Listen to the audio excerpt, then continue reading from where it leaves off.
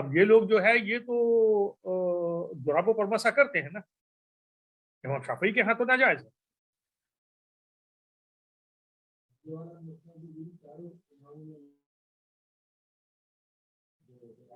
بالکل، جس کو ہم جراب کہتے ہیں اس کا مسئلہ بالکل واضح ہے کہ یہ کسی بھی فقہ میں جائز نہیں ہے۔ امام احمد ابن حنبل رحمۃ اللہ علیہ کے ہاں اس میں صرف یہ ریلیکسیشن ہے کہ اگر جراب اتنی موٹی ہو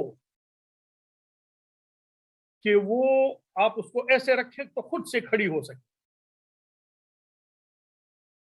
اور اس میں واٹر سیپیج نہ کر سکے تو چاہے اون کی بھی ہو تو جائے، لیکن یہ جس جراب پر ہم مسا کر رہے ہیں نا، کسی نے بھی اس کی اجازت نہیں دی ہے۔ یہ بالکل احمقانہ بات ہے اگر کوئی سمجھتا ہے تو۔ دیکھو یہ جرابین کی جو احادیث ہے، یا یہ کہ وہ جی فلاں صحابی نے جرابوں پر مسا کیا، ڈمکا صحابی نے، تو ہمیں یہ تو بتاؤ کہ وہ جراب کہتے کس کو تھے۔ یہ تو بالکل پکی بات ہے، جس کو ہم جراب کہتے تھے یہ تو اس زمانے میں نہیں تھی۔ تو اگر کوئی کہے کہ فلاں صحابی نے حضرت علی رضی اللہ عنہ نے جراب پر مسا کیا، تو ہمیں بتاؤ کہ اچھا کون سی جراب کو مسا کیا؟ کیا لفظ جراب سے جو ہے تو بات ڈیفائن ہو جاتی ہے؟ تو بتاؤ نا کون سی جراب کا ڈیٹیلز نہیں ہے اس میں۔ ہاں یہ ڈیٹیل ضرور ہے کہ حضرت علی رضی اللہ عنہ جب ہر نماز کے لیے وہ بھی تھا تو وہ ہر نماز کے لیے فریش شروع کرتے تھے حضرت علی۔ تو اگر انہوں نے جرابیں پہنی ہوئی ہوتی تھی تو اگر وہ وضو سے ہوتے تھے تو جرابوں پر مسا کرتے، اگر پہلے سے وضو سے ہوتے تھے تو، اس لیے کہ ان کی عادت تھی کہ وہ ہر نماز کے لیے علیحدہ سے وضو کرتے تھے۔ تو یہ تو موجود ہے۔ تو جو جرابیں انہوں نے پہلی بھی ہوتی تھی ہمیں نہیں پتا کہ کس قسم کی تھی، اور وہ اس قسم کی پتلی نماز جو جراب ہے نا، یہ جراب تو وہ لوگ بنا ہی نہیں سکتے۔ اس زمانے میں ممکن ہی نہیں تھا اس قسم کی جرابوں کو بنانا جس کو ہم جراب کہتے ہیں۔ تو یہ لوگ جو ہیں جو جرابوں کو جائز کہتے ہیں، یہ جو ابن عثیمین وغیرہ نے جو فتویٰ دیا ہے، انہوں نے حدیث پہ عمل کر کے فتویٰ نہیں دیا ہے۔ حدیث ان کو بھی پتا ہے کہ انہوں نے کہا کہ جی فلاں روایت میں ہے کہ فلاں صحابی نے جراب پر مسا کیا تو فلاں صحابی نے جراب پر مسا کیا، تو مطلب یہ ہے کہ صحابی کے حکم کو فالو کرتے ہوئے ہم جراب پر مسا کرتے ہیں۔ تو پھر تفصیل بتاؤ کہ جراب وہ جراب کیسی تھی نا، یہ ایسی تو نہیں تھی نا، ظاہر ہے ایسی تو نہیں تھی، ایسی جراب تو وہ بنا ہی نہیں سکتے تھے اس زمانے میں، اس جراب کا تو تصور بھی نہیں تھا۔ تو پھر اس کو فردر تم ایکسپلین کرو کہ وہ کیسی نہیں نہیں تھی نا، یہی تو میں کہہ رہا ہوں کہ نہیں تھی، کہ کوئی ثبوت نہیں ہے کہ وہ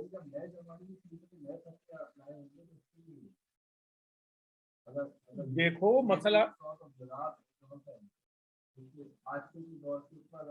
یہ نہیں ہے نا وہ جراب، یہی تو ہم کہہ رہے ہیں۔ ہم دیکھو جائز اور ناجائز کی گفتگو جو ہے آپ اپنی عقل کے پیمانے پر نہیں اتار سکتے، اسپیشلی اس چیز کے بارے میں جس کے بارے میں اللہ کا حکم ہے کہ تم پاؤں کو دھو، اللہ کا حکم ہے، قرآن میں ہے کہ پاؤں کو دھو، تو سو اپنی اٹکل سے تم اس کو ریلیکس کرو گے؟ اٹکل سے تو ریلیکس نہیں کر سکتے۔ اگر کسی چیز سے ریلیکس کرنا ہوگا تو وہ اتنی اوور ویلمنگ اتھارٹی کے ساتھ اللہ کے رسول سے آئی ہوگی جس کو جھٹلانا ممکن نہیں ہوگا، جو کہ خفین کے سلسلے میں ہے۔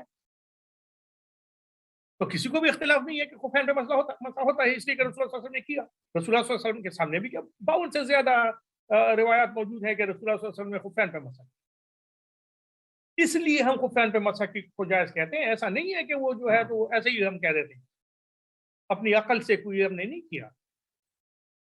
اور خفین کے یہ جو جرابین کی احادیث ہے، ساری 3 احادیث ہیں جن میں سے 3 ایسی ہیں جو متفق ہیں سارے کے سارے محدثین اس پر کے ضعیف ہیں۔ ایک حدیث جو ہے تو حضرت مغیرہ ابن شعبہ رضی اللہ عنہ کی ایسی ہے جس کو امام ترمذی رحمۃ اللہ علیہ نے صحیح کہا، باقی لوگوں کو بھی ضعیف سمجھتے ہیں۔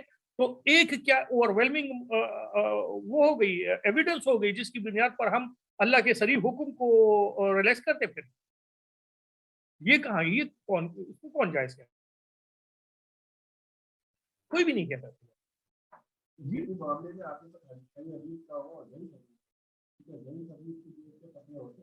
حلال اور حرام کا جائز اور ناجائز کا نہیں ہوتا. اور یہ بھی نہیں ہوتا کہ اگر قرآن میں کسی چیز کو کا حکم دیا گیا ہو تو ضعیف حدیث کی بنیاد پر کیا اس کو آپ کو ریلیکس کریں گے, اور وہ بھی ایک. ایسے نہیں ہوتا.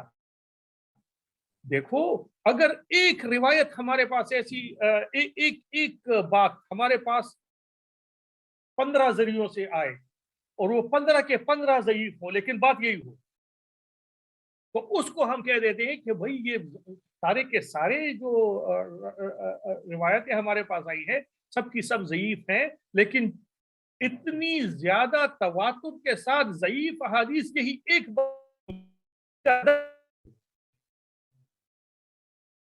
جیسے صلاۃ تسبیح کے سلسلے میں. صلاۃ تسبیح کے سلسلے میں صحیح روایت کوئی نہیں ہے, لیکن اتنی ہمارے پاس روایات اسی ایک سلسلے میں ایسی ہی ہیں جیسے کہ ہے, اور ضعیف ہیں لیکن اتنی کثرت سے ہیں کہ وہ صحیح کے درجے تک پہنچ گئی ہیں. حدیث بڑا ٹیکنیکل ہے.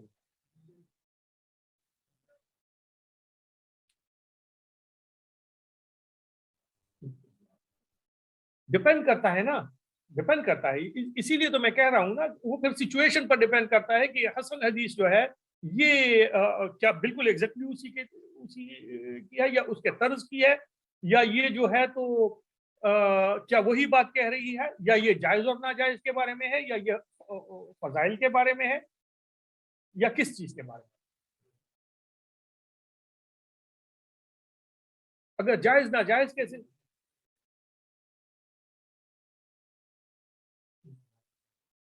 نہیں 15 لوگ ضعیف چیز نہیں بیان کرتے. 15 روایات ایسی نہیں ہے کہ ان کا ذوق کہاں سے آیا ہے, یہ بات ہوگی. وہ کیسے ضعیف ہوگی اور یہ کیسے حسن ہوگی. ہر روایت کو دیکھا جائے گا کہ ذوق کیا ہے, اس میں ذوق کیا ہے, اس میں ذوق کیا ہے, تو ذوق کی ریزن پر ڈیپینڈ کرے. تو کبھی حسن کو لیں گے, کبھی وہ ضعیف روایت کو لیں گے. تو ریزن پر ڈیپینڈ کرتا ہے کہ ذوق کیا ہے. تو یہ حدیث پہ بات کرنا جو ہے وہ بالکل ٹیکنیکل علم ہے, اور لوگ اس کو ایسے بات کر رہے ہیں جیسے کہ کچھ بھی. وہ جی بخاری شریف میں لکھا ہے, میں کر رہا ہوں.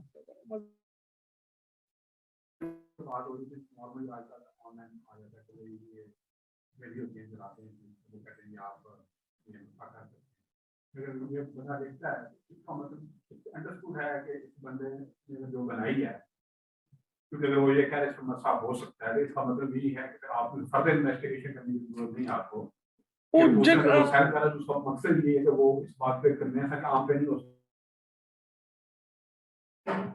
کہ اس کو فردر آپ کو چیزیں دیکھنی پڑے گی کہ اس کا مٹیریل کیا ہے. آپ نے نہیں دیکھنا ہوگا کہ مٹیریل کیا ہے, آپ نے صرف یہ سرچ کرنا ہوگا کہ اس کے بارے میں لوگوں کا اوپینین کیا ہے, اس جراب کے بارے میں علماء کرام کا کیا اوپینین ہے. اس لیے کہ ویسٹ کے سارے علماء کرام نے ان ساری چیزوں پر اوپینین دیے ہوئے.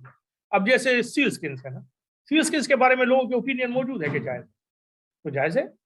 باقی جو 1-2-3 برانڈز ہیں جو کہ ابھی آئے ہیں ان کے بارے میں بھی فتاوی موجود ہے کہ جائز ہے.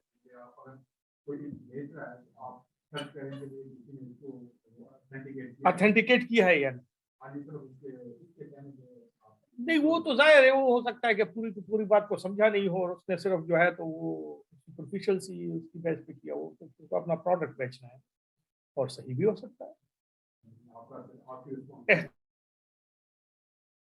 آپ دیکھیں کہ اس پر کسی عالم نے اس پر کوئی فتویٰ دیا یا نہیں.